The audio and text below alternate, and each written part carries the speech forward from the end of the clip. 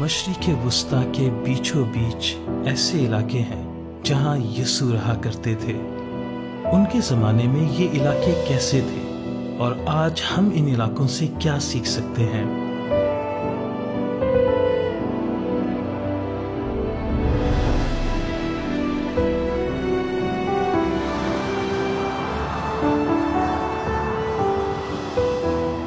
ये हेरोदियम किला है जो यरूशलेम के जनूब में वाक़ है। इसे हेरोदिस आज़म ने बनवाया था। बाकी बहुत से किलों की तरह ये किला भी एक पहाड़ पर बना है जहां से हम दूर दूर के नज़ारे देख सकते हैं। चलिए यहीं से अपना सफ़र शुरू करते हैं। इस जगह को अच्छी तरह से समझने के लिए हमने यहीं के एक मकामी भाई को बुलाया है। वो इस जगह से अच्छी तरह वाकिफ है।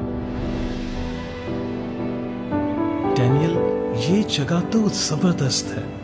यहाँ ऊपर से हम क्या क्या देख सकते हैं? सच में ये बहुत जबरदस्त जगह है।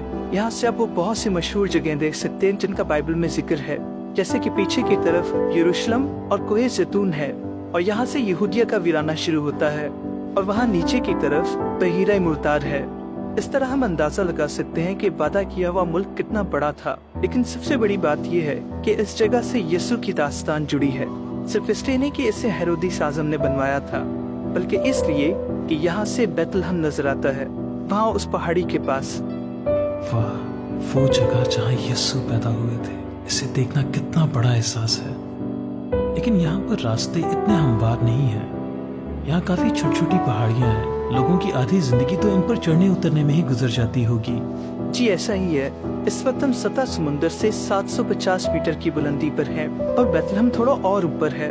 लेकिन बहीरा मुर्तार जो कि इतना पास है, वो जमीन की सबसे निचली जगह है, यानी 400 मीटर नीचे।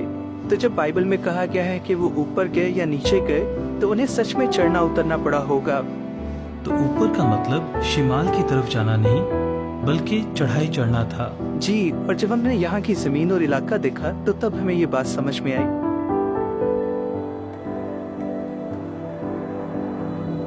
जहाँ एक तरफ जनूब में बहीरा मुर्तार सतह समुद्र से तकरीबन 400 मीटर नीचे है, वहीं दूसरी तरफ शिमाल में कोहे हरमोन सतह समुद्र से 3000 मीटर ऊंचा है।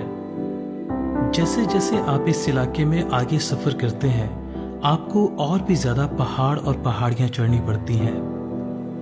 यीशु के घराने को हर साल यरूशलेम में ईदें मनाने के लिए कितना लंबा सफर करना पड़ता था। इस बात को समझने के लिए डैनियल मुझे नासरत के पास एक इलाके में लेकर जा रहे हैं। तो यरूशलेम जाने के लिए 2 रास्ते थे, और दोनों इस वादी से होकर गुजरते थे। तो तस्वुर करें कि वो नासरत से, जो कि हमारे पीछे है, वहाँ से निकलकर नीचे वादी की तरफ जाते होंगे। फिर आहिस्ता आहिस्ता तकरीबन 600 मीटर की चढ़ाई चढ़ते हुए वो सामरिया से होकर यरूशलेम पहुँचते होंगे। आज जो मैंने देखा है उससे समझ आता है कि उनका सफर इतना आसान नहीं होता होगा। नहीं, इतनी अच्छी और हमवार जमीन ज्यादा दूर तक नहीं है। अब हम और अच्छी तरह समझ गए हैं कि उन जगहों का सफर कैसा हुआ करता था जिनका जिक्र बाइबल में किया गया है। जैसे कि जब यीशु पैदा होने वाले थे और यूसुफ और मरियम ऊपर बैतलहम गए थे, तो उनके लिए ये सफर कितना मुश्किल रहा होगा। बाद में उनके खानदान का ये दस्तूर बन गया कि वो हर साल ऊपर यरूशलेम जाया करते थे।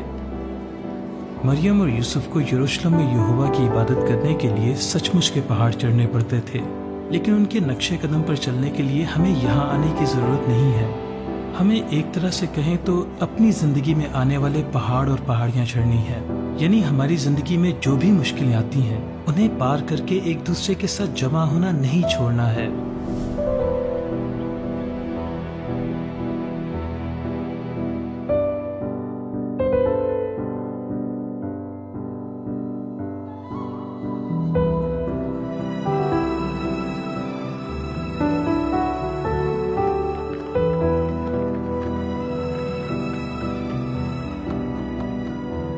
गधे को अक्सर एक आम सा जानवर ख्याल किया जाता है, लेकिन बनी इसराइल की तारीख से पता चलता है कि ये हर दिन उनके बहुत काम आता था।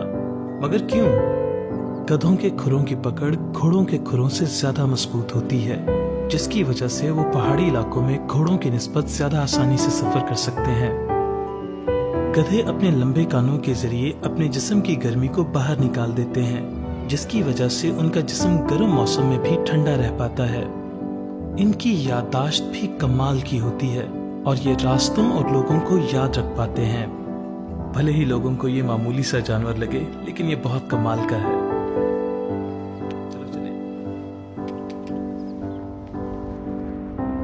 अब हम एक ऐसे जानवर को तलाश कर रहे हैं जिससे पता चलता है कि हम यहोवा की नजर में मामूली नहीं बल्कि बहुत अनमोल हैं।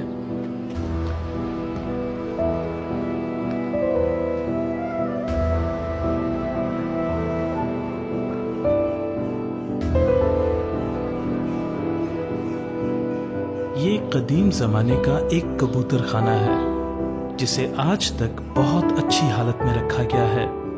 पूरे इस्राएल में अलग अलग तरह के कबूतर खाने मिले हैं। इसकी दीवार चूने की है और इसमें हाथों से खाने बनाए गए हैं। हर खाने में कबूतरों का एक जोड़ा होता था और वो इसी में अंडे देते थे।